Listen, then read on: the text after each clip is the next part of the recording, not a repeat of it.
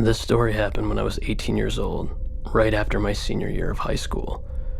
As of writing this, it's now been 10 years since that's happened. It was summer break before college, and my family was taking a trip to my uncle's house in Florida. He lived in a small but beautiful home in West Palm Beach, Florida. Any of you who know this area know that it's beautiful and that there are a lot of older people in this area. My uncle was over 65, so he lived in one of those retirement communities. We would make this trip pretty much every year on spring break, but this year we waited until the summer for some reason. It was cheap and it was affordable because we didn't have to get a hotel and we cooked at the house every night. So the most expensive part of the trip was just getting down there, which really wasn't that bad. Next door to my uncle was this man named Robert, who we all loved. He was older, funny, always made terrible jokes, but we still liked him anyway. We enjoyed his company when we would play cards or just sit around and talk. In 2013, when we went down to my uncle's house, though, Robert was gone, and he had a new next-door neighbor. It was a man named Leo. Now, Leo was objectively nice, I guess. When we arrived at my uncle's house, Leo was standing in the garage, just staring at our car. We waved and he waved back, but he had no emotion on his face whatsoever. Leo was pretty tall, I suppose. Definitely over 6 feet, and he was kind of a bigger guy too. He's what I would call husky, but looked as if he was muscular when he was younger. He had dark black hair that was parted, with a bit of white hair sprinkled throughout. He had glasses, but his eyes were blacked out with the transition lenses, and he wore a t-shirt that was tucked into his shorts, which was not a flattering look because of the size of his belly. The first few nights we never noticed anything. It wasn't until the third day we were there that my brother and I were throwing the football that we noticed Leo just staring at us again right through the front window. I mean, it was harmless, but just weird and creepy because he was standing there, holding the curtain back and watching us. That night is when we finally started to notice some really weird activity. My brother and I sat outside on the porch, just hanging out and enjoying the beautiful Florida night. And all night long, we heard strange noises coming from inside of Leo's house. Like machinery, grinding, lots of coughing, and even some faint sounds that sounded eerily like screams. I kid you not when I say all night. 1, 2, even 3 in the morning, all of this commotion persisted. And we thought it was weird, but we really didn't think anything of it. In the morning, we were eating breakfast, and there Leo was, just sitting in the open garage. My brother and I were admittedly a bit creeped out. This guy literally doesn't sleep and is up all night long doing weird stuff. So we asked our uncle if he knew anything about Leo next door, and he didn't. He said that he was a bit strange and quiet, but he was always polite to him and stayed out of everybody's business. We asked about the loud noises at night, and my uncle said he didn't really know too much about that. Later that afternoon, my brother and I were throwing the football around again. Leo left his house in his teal minivan. We waved, but this time, he didn't wave back. My brother and I looked at each other and decided to go look into his windows. Now, we know that this was wrong, and I would never recommend doing this, but something felt off and our curiosity got the better of us. When we looked through some of the exposed windows, we could only see a little bit, but it was weird. There was no furniture. There was a wood saw in the middle of the room, and sheets pretty much hanging everywhere. There were also several shovels by the back door, and some plywood as some of the floors in one of the rooms. When Robert had lived there in the past, we'd been in that house many times, and it looked nothing like this. The house was completely changed, and not in a good way. As we started our way back to the road, we were stopped on the side of the house by Leo. He stood blocking our way. He said in a very stoic and low voice, "What are you doing on my property?" Thinking quickly on our feet, I just said to him very casually, "Oh, sorry, our ball took a really awkward bounce and we couldn't find it. We got it now. We're all good." We started to walk by him, and he barely gave us enough room to cross. As we got to the road, he shouted at us, a bit more frantic this time. "If I catch you on my property again, you'll be really sorry." My brother has a bit of a temper, so I thought he was going to confront the creepy old man, but to my surprise, he was just as freaked out as I was. What the heck did this strange guy mean? The next few nights we heard those same noises all night long. It was bone-chilling, trying to think what may have been going on over there. On the last night of our stay, we decided that we were going to get to the bottom of this one way or another. At about 2 a.m, we snuck outside and crept to the window. The same window that we looked through the other day, and now it was completely shut up, just like all of his other windows. Just as we were going to give up and go back, my brother noticed that there was a small light shining from the back of the house. His back door window was exposed. We snuck over to the window and we looked inside.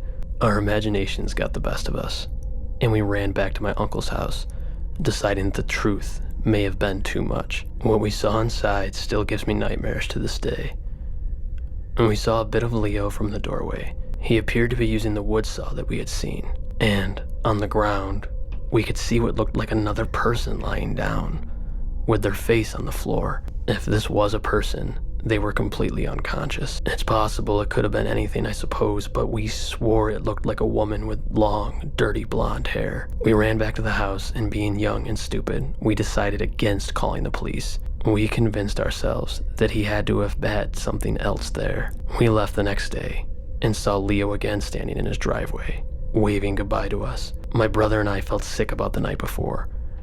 What if he was in fact up to something horrible, and we just let him continue? While we were on the road, we decided to call the authorities, but from what I understand, nothing got done. A simple noise complaint, I think, was all that he got. I often think back to that trip, and I really wonder what was going on over there. Was that a girl lying on the ground? Was Leo really up to no good, or were we just two young adults letting our minds get the better of us? We never did go back to that house because my uncle bought a new place. Last time we went to Florida, we went back to that old complex where Leo lived, but the house had a new owner. We tried to find Leo on the internet, but we found nothing. If this man was in fact up to no good, chances are he is still out there. Beaches are often thought of when you think of a vacation. That's because most people need a break from their job or school to get away. And what better place to unwind than on a nice, relaxing beach? This story, unfortunately, was not a relaxing getaway. A couple of years ago, my boyfriend and I took a trip way down south to enjoy some much-needed beach time. Most of the trip served its purpose until one terrifying night. My boyfriend and I were lying on the beach watching the moon reflect off the water. It was around 1 a.m, and the beach was mostly desolate. Out of nowhere, we saw 2 people walk up to us. It was a beautiful girl, but she looked off for some reason. She had wild, curly hair, and from what I could see of her eyes, they looked very dark. She had just a beach cover-up on over a bathing suit, and she was with a man. I assumed it was her boyfriend because she was holding his hand. He had a huge beard, with long brown hair that was up in a bun. He was wearing a red flannel that was unbuttoned with no shirt on underneath, and just plain bathing suit shorts. They stood standing over me and my boyfriend, both of them just looking at us, smiling for no reason that I could think of. Finally, my boyfriend said, "Excuse me, can we help you with something?" The woman, still smiling, said in a slow, soft voice, "You two are quite beautiful, you know." I was completely speechless and at a loss of words. My boyfriend just said, "Thanks, you can leave us alone now." The woman looked at him, and she said in a haunting voice, "No thank you," while she continued to smile. While all this was going on, her boyfriend just continued to stand there, stiff and not moving. Just a few moments later, another couple came over. Again, they both were smiling. She also had a cover-up on, but sporting some pigtails that were not even close to symmetrical, and her boyfriend had really curly, shaggy-looking hair. The woman from before looked up at them and said, "Look, a new couple." I truly didn't know if I was being pranked or if this was real life. I was pretty unsettled, and these 4 people just kept inching closer and closer to me and my boyfriend. My boyfriend finally stood and stepped to one of the guys and said, "Take one more step." All four laughed, and finally one of the guys lunged at my boyfriend. It was the scariest thing I'd ever seen. Both men started to beat up on my boyfriend while the other girls just sat there and laughed. I tried to intervene, but the second girl pushed me down. The two guys then threw my boyfriend down into the sand next to me, and with a blink of an eye, their smiles turned into faces of anger. One of the men looked as if he was pulling something out of his flannel. Somehow, my boyfriend had the mindset to pull off an unthinkable move. He kicked the ankle of one of the girls so she stumbled. This brought the attention of the others to her stumbling in the sand. In that split second, he grabbed my hand and we ran as fast as we could to our resort. Looking in the distance, we could see the two couples standing there, not chasing us. We returned to the resort, locked our door, and turned the lights off. It was horrible. All night long in the hallway, we could hear giggles and shushes. The next day, we checked out early from the hotel and left for home. We didn't want to risk running into these mysterious strangers again. As we were leaving the hotel and walking to our car, we saw the two girls on the corner of the street waving and smiling at us. We didn't even want to react. We just left and didn't turn back. We informed the resort of what happened and they apologized. They said they would look into the matter. I'm not sure if anything was ever done, but I can tell you for sure, I will never be returning to this resort again. Trying to reflect on the events of this night makes me realize how truly lucky I am. This happened to me a few years ago when I was taking my family on a road trip for summer vacation. I'm a father of two beautiful girls, and I'm married to an amazing woman. At the time, my daughters were 8 and 10. My wife and I decided it would be best to just drive throughout the night. In the middle of the night, I was starting to get a bit tired, so I decided to stop at a rest stop and grab some coffee and use the restroom. I got a really bad feeling about the rest stop because there was almost nobody there. There was an extremely old woman sitting at the counter of this 24-hour market and a black car on the far left side of the parking lot. I ignored all these feelings and told my wife to remain in the car with the sleeping girls, and I'd be right back. I walked inside and I greeted the older woman with a nice hello, and she continued to keep her back to me.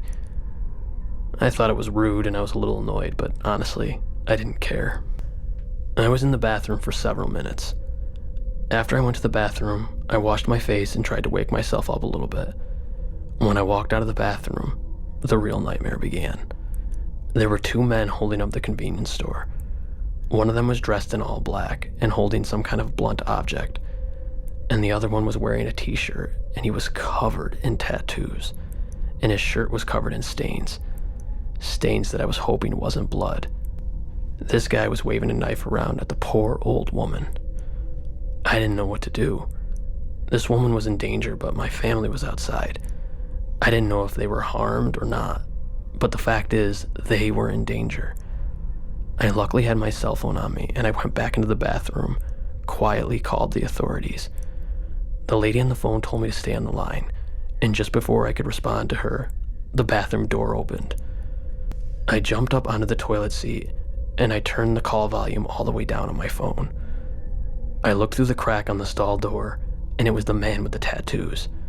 I was holding my breath and just hoping he didn't have to come into the stall. I also began fearing for my family because the other man could have gone outside by now and had seen my van. The man in the bathroom began to wash his hands and kept uttering the same line over and over.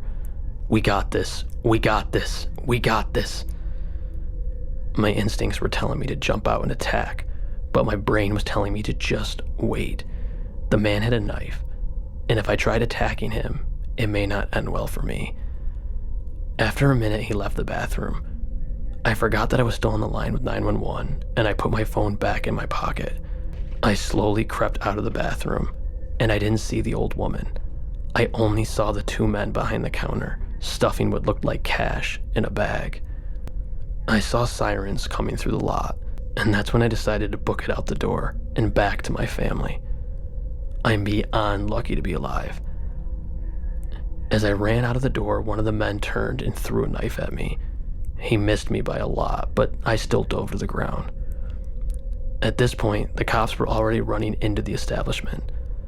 The man who threw the knife immediately fell to the floor, but the man who was covered in tattoos had to be tackled by the police officer. Both men were arrested, and the old lady behind the counter was okay and only had minor injuries. The reason why I didn't see her was because the one man had knocked her over the head with that blunt object, and she was passed out on the other side of the counter. I got back to my car, and thankfully my family was all right. My wife thought I had been taken a while, and I wasn't answering my phone, so she decided to come in and make sure I was okay. But that's when she saw the men robbing the store. She ran back to the van and called 911. At this point, she didn't know if I was all right or not, and she was terrified for my safety. I also found out when I walked in, the lady wasn't ignoring me. She was protecting me. She was watching the camera and saw that I came in with a van and had a family, and she also saw that the two men were breaking into the back door of the store at the exact same time. And the back door just happened to be right next to the counter. So if she were to speak, it would have brought attention to the robbers that somebody else was there, and this in turn could have brought harm to me or my family. I'm so lucky that my family is okay, and none of us were ever harmed this evening. My girls slept through the entire event. When they're older, I'll tell them the story of the most terrifying night of my entire life.